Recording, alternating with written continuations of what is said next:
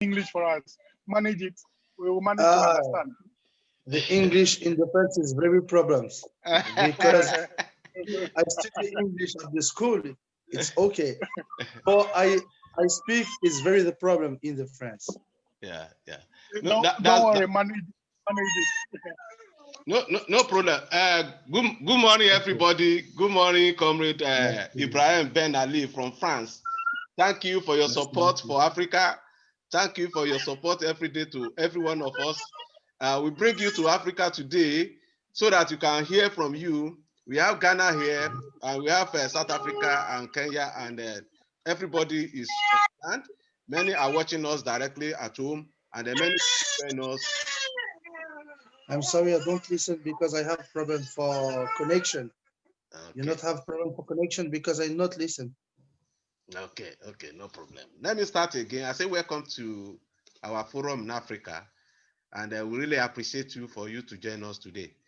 And there's an opportunity for you to have the experience of what is going on in France concerned to Uber and all this app company, the way they are treating us, and they want to have your experience from France. And we Africa want to tap from your experience and see how. I know that you are a leader there, and you are mobilizer and you are organizer. And we want to know how you can help us too in Africa to really understand how we need to move this struggle. Because you are part of the people that organize in France. Please, can you come up and tell us briefly about yourself and the struggle you people are doing in France, and how do Africa needs to take all this Cuba um, and other app company. Ok. Déjà pour faire les présentations, ça c'est important. Ok. Je suis le premier syndicat français à avoir beaucoup de chauffeurs en France, faut le savoir ça. On mène des combats effectivement contre les applications. C'est pas que Uber. Il y a Bolt, il y a FreeNow, il y a Uber, il y a Hitch, il y a beaucoup d'applications à Paris. Sur le combat qu'on mène nous, contre ces applications, c'est qu'à chaque fois, comme en Afrique, comme un peu partout dans le monde, ils baissent le prix à chaque fois. Ils baissent le prix. Pourquoi? Parce qu'en vérité, bah, ce n'est pas eux qui payent les véhicules, ni les chauffeurs. C'est-à-dire qu'en gros, ils vous disent vous êtes indépendant, c'est vous qui décidez de votre tarif, mais en réalité, vous décidez de rien du tout. Parce que quand on regarde la tarification, elle a déjà été mise en place depuis dès le début. C'est-à-dire que quand on revient dans l'historique auparavant, on se rend compte que au début, ils ont proposé un prix soi-disant qui permettait de payer nos charges, mais au fur et à mesure du temps, les prix ont baissé. 2016, ça a baissé, et en 2021, c'est catastrophique. On voit que les assurances, ils augmentent, le prix du gaz. Et le problème, nous, qu'on a avec Uber, c'est que Uber, on a remarqué un peu partout dans le monde, c'est qu'ils ne veulent pas discuter en vérité. Eux, c'est la dictature. C'est-à-dire qu'en gros, c'est comme ça. Si tu n'es pas content, tu ne travailles pas avec nous. Et nous, on n'accepte pas ça. C'est-à-dire qu'on n'accepte pas qu'eux, ils viennent baisser le prix des marchés. Et c'est dangereux parce que maintenant, les clients, ils ont pris l'habitude d'avoir des courses les moins chères du marché. C'est-à-dire que maintenant, ils sont de plus en plus exigeants. Ils veulent une bouteille d'eau, ils veulent, c'est-à-dire, des bonbons et tout ce qui va avec. Ils veulent un véhicule propre, ils veulent un chauffeur avec un costume cravate. Mais le prix ne va pas avec. C'est-à-dire que le prix va de plus en plus vers le bas. Et en fait, il n'y a pas de différence en vrai. Quand on regarde en Afrique, c'est la même chose. En Afrique, par exemple, j'ai regardé un peu le combat de Brahim et j'ai vu qu'en vérité, c'est la même chose. Ils baissent les prix, ils déconnectent les comptes sans raison. Toutes ces choses qui se passent en France ou ça se passe en Afrique, c'est la même chose qu'aux États-Unis. Et là, par exemple, ils vont augmenter leur commission. Apparemment, ils vont passer peut-être à 30% de commission. Ils ont commencé au Mexique. Au Mexique, c'est passé à 30% de commission. Et on se demande s'ils ne vont pas augmenter un peu partout parce que maintenant, à cause du Covid-19, bah, ils disent devant tout le monde qu'en gros, Uber a perdu beaucoup d'argent. Mais on n'a jamais su combien il gagnait Uber parce que Uber cache en vérité avec un système fiscal où, par exemple, vous avez la Hollande qui va aller prélever 25% pour la France. Après, c'est Uber qu'on a avec Uber aujourd'hui, c'est que Uber paye les politiciens. Beaucoup de politiciens sont payés par Uber. Les députés, les sénateurs, beaucoup de politiciens prennent de l'argent via Uber. C'est-à-dire qu'Uber maintenant est dans la politique. Ils ont compris que pour pouvoir faire ce qu'ils voulaient, eh ben, il faut mettre de l'argent pour les politiciens. C'est-à-dire que on lui envoie, par exemple, je vous donne un exemple en France. Quand vous allez sur Twitter, vous avez des ministres qui disent bravo Uber, thank you Uber. C'est pas normal. C'est pas normal qu'un ministre va dire ou un secrétaire d'État va dire merci à Uber alors que Uber a entraîné énormément de personnes dans la précarité. Donc là, il n'y a pas tellement de différence entre, sauf, j'ai envie de dire en Afrique et en France, c'est pas le même niveau de vie, effectivement. Mais sur la répression, c'est un peu plus fort en Afrique parce que, j'ai envie de dire, en France, il y a une démocratie. Il y a une petite démocratie qui empêche un peu Uber de faire ce qu'ils veulent. Mais en Afrique, c'est un peu plus complexe parce qu'en Afrique, Uber a juste à mettre de l'argent et ils font ce qu'ils veulent. Et elle est là la différence entre vous et nous. Pour répondre à la question, Abraham. Yeah, thank you No very problem. much for your No, experience in France. Can you just give us whether 2 or 3 minutes in English so that at least people can understand more? Can you just give us maybe 2 or 3 minutes in English?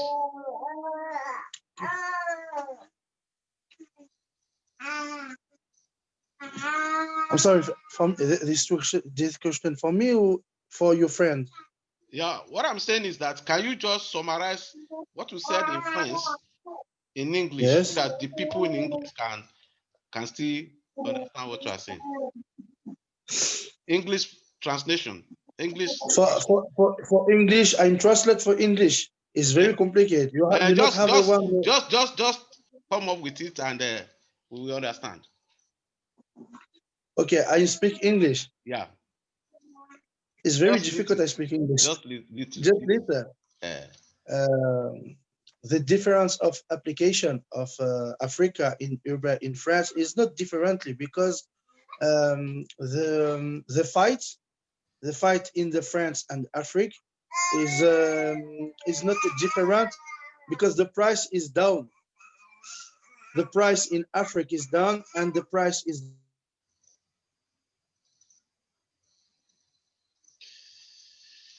in France and in Africa is not differently. Okay?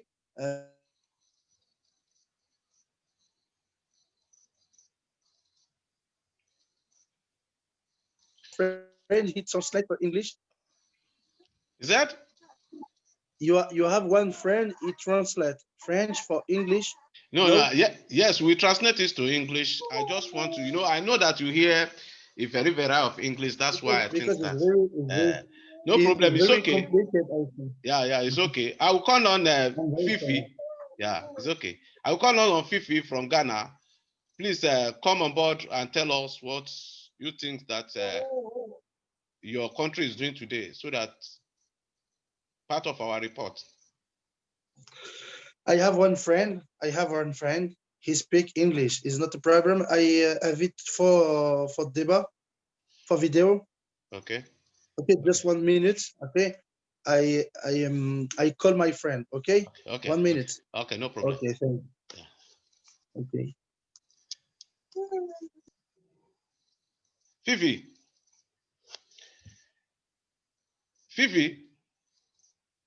Yeah, hi. Fine. Just give us the report there in Ghana. Okay. Okay, so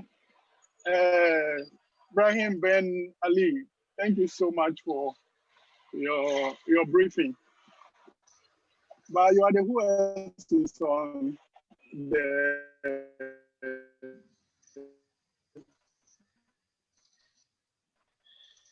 what is that? Hello, I lost your connection.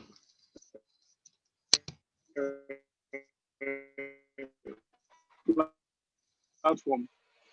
I lost your connections.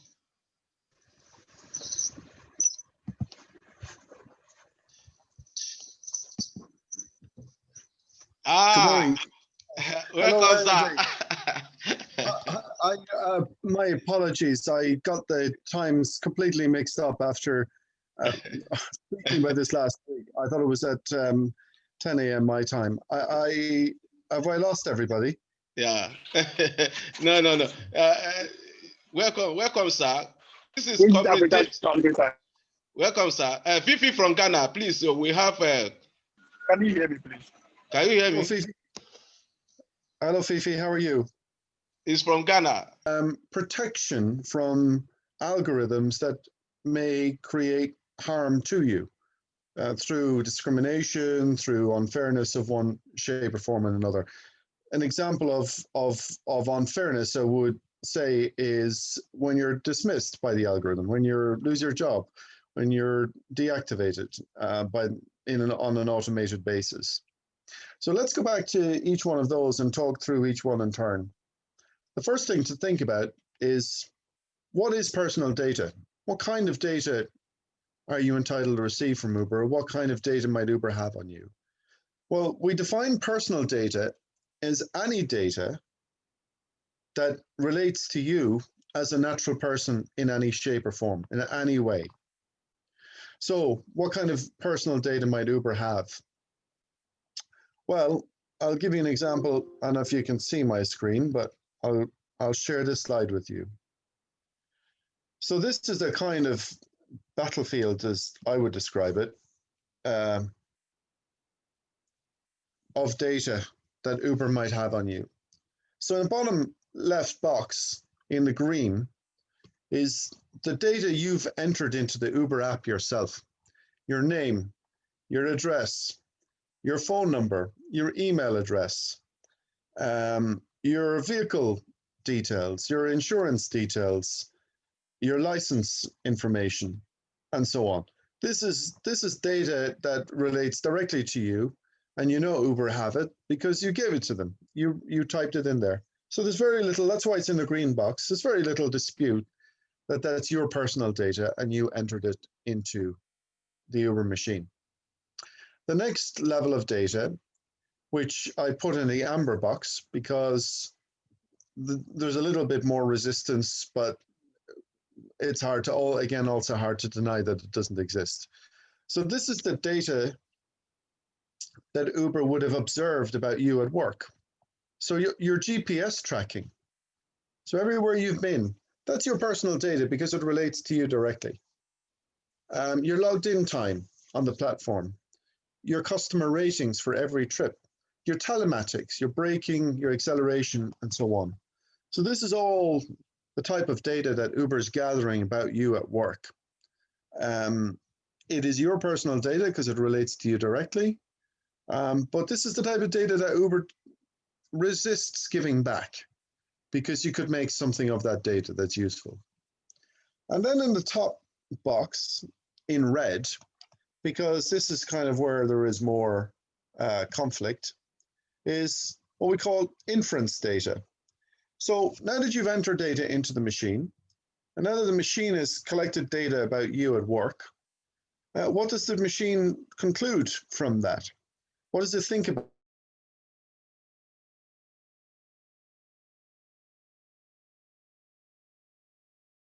Of profiling is used in automated decision making. And what's really important about that is dispatch decisions or deactivations. So, for example, we know Ola. Do you have Ola in Nigeria? Do you have the app Ola? You're on mute. I can't hear you. You're on mute, Ayode, so I can't hear what you're saying to me. We have both here in Nigeria, both Uber. That are the two app company we operate on here You in have Nigeria. Ola? Yeah, no, we don't have Ola. We have both. Ola. We have both. Okay. We have Uber. We don't have Ola. So what I mean by how this profiling is used is in, so Uber might decide Iode is a good driver, a good earner, highly rated, so he could be a tier 1, category 1 driver, whereas I could be a category 2 driver. And then that kind of categorization could then be used in automated decisions in work allocation.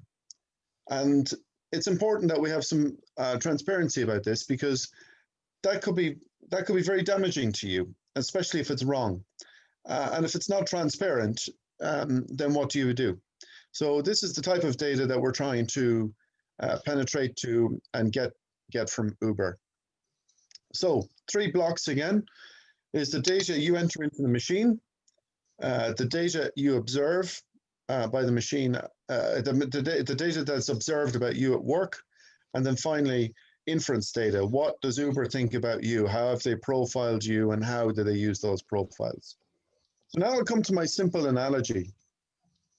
If you or your relatives have ever been to the hospital, have you ever heard of the situation before you have a scan, a hospital scan, that sometimes the doctor will inject some dye into your bloodstream, and then this dye, once you x-ray you, this dye shows up, shows how your systems are operating. Have you heard about this scenario? Yeah.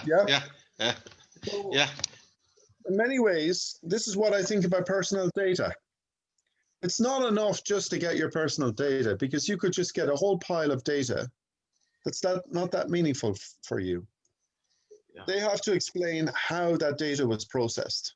And this is the analogy of the bloodstream.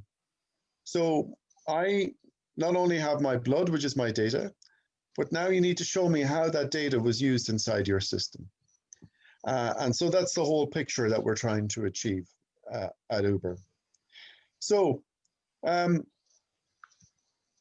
we're trying to do then is we're trying to access the data, we're trying to expose the system, and then we're trying to challenge it. So the problem in accessing the data is, well, first of all, we have to have the rights to access that data. Since that data is held in the Netherlands, we believe we do have the right to access that data. We do have the right under the so-called GDPR to access that data. And we believe that you do too. We'll get you a legal opinion on it, and we'll share that soon. But we believe you too in Nigeria and Ghana should have some access rights, because we believe the data is held in the Netherlands. I believe your contract is with Uber BV Netherlands. Is that right? Yeah. Yeah. So we believe you should have some access rights. Maybe not quite the same access rights we do, but we believe you should have them. So the problem is, though, is even when you do have those access rights, just as we have certain employment rights in the UK, it doesn't mean that Uber will obey the law. And so it has broken the law, and so we're having to go to court to fight them, because even when we have access rights, they're not giving us full access to the data. Now, before I go forward, I should explain the 3 things that we're trying to do. We're trying to access the data, but then we're also entitled to an explanation of how the data is being processed. And so the next bit is about exposing that. So what we would say to you is that management, this control of workers, is embedded in the algorithm, right? So myself and Yassine Aslam, we took a worker rights case against Uber in 2015, 2016, which we won. And Uber has been appealing it ever since. We would say to you that if we were to start that case again today, it would be more difficult to do, because Uber has hidden its management control in the algorithm much more carefully than it did in 2015, 2016. So Uber was saying things in messages, in emails about what you should do and what you can't do. And so the thing is, when you're self-employed, if you're truly self-employed, then you have to be sovereign. You have to be in control. If you're not in control over your work, then you're likely to be an employee, or you're likely to have some type of worker rights. That's generally the case in nearly every jurisdiction in the world. If there's management control exercised over you, then you're not really self-employed, you're some kind of a worker for the company. And so the problem we have is exposing that management control, exposing the algorithm. And then finally, to challenge it. So this is challenging unfair automated decision-making. Under Article 22 of the GDPR is the General Data Protection Regulation of the European Union. That's what GDPR stands for. And what it is, it's come up with a whole framework of law, and then it's up to every European Union state to enact that law in their legislation. That's how it works in Europe. So the GDPR is a European document that's been adopted in law in all the EU countries, including Britain at the time, and that still stands. So under the GDPR, we have a right to challenge unfair automated decision-making. So we have a lot of drivers at the moment who are being deactivated. Do you have this problem in Lagos? Yes, yes, we have, yeah. Especially when we go on strike or on protest. They pick us up and deactivate us. That's incredible. How do they know that you're on strike or you're protesting? How do they know that? You know, when you are on protest, you have your picture, and at times we appear on TV, you know, radio, and all those stuff. It happens. But at times they put us back when we make noise in the office. Okay. Yeah. Well, under Article 22 of the GDPR, you have the right to challenge unfair automated decisions. You've got that right. You've got the right to challenge those. And so if it's a difficult, we're sort of bringing the first cases in the world, which is a good thing and a bad thing. It's a bad thing because we don't know how these decisions in the end will be interpreted by the court. But our position is that some of the way that Uber is deactivating people amounts to an algorithmic decision. The court's going to have to decide it, because what it comes down to is, you know, did the machine make the decision to fire you? In most cases, there is some degree of human involvement in there. And the question is the way the law is written is that human intervention has to be meaningful human intervention. Okay. And that's what the case is going to turn on in the future, is when Uber managers at the Green Light Hub review your deactivation, does that amount to a meaningful human intervention? So Uber will say, yes, that was a meaningful human intervention. We'll try to make the argument that no, it wasn't a meaningful human intervention, that the machine really made the decision, and that the driver was unfairly deactivated. So I'll give you some examples of how this has been happening in Europe, or certainly in the United Kingdom. Uber lost its license twice in London, as you may know. Yeah. And Ola just lost their license. And in Uber's case, Uber lost their license because 21 drivers out of 90,000, 21 drivers in the UK shared access to their app with somebody else. And this is a breach of the licensing condition. The way they were able to do it is they reset the GPS on their phone. Because in the UK, you're not allowed to upload your own photograph of you as a driver. But if you reset the GPS on your phone, then Uber, the app doesn't know that you're in the UK. And in markets outside the UK, you are allowed to upload your photo. And so what drivers did was they would change the GPS setting on the phone. Now it thinks you're outside the UK. And now I'll upload my friend's photograph, and then my friend can go to work for me. That's what was happening. And they discovered it was about 21 drivers who were doing this out of 90,000. And that was enough for Uber to lose their license. They also discovered other vulnerabilities in the app. And they found that 850 drivers, because we have a queuing system at the airport, a geofence and a queue. I don't know if you have those same problems in Ghana and Nigeria, but in London, you can only get a job at Heathrow Airport within a certain car park that you have to pay to go in. That's the only place you can get a job at Heathrow.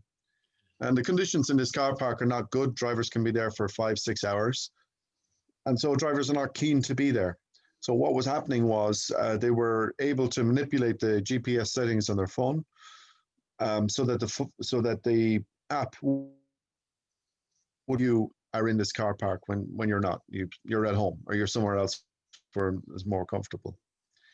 So 850 drivers were caught doing that. Of that, 850, 150 were deactivated.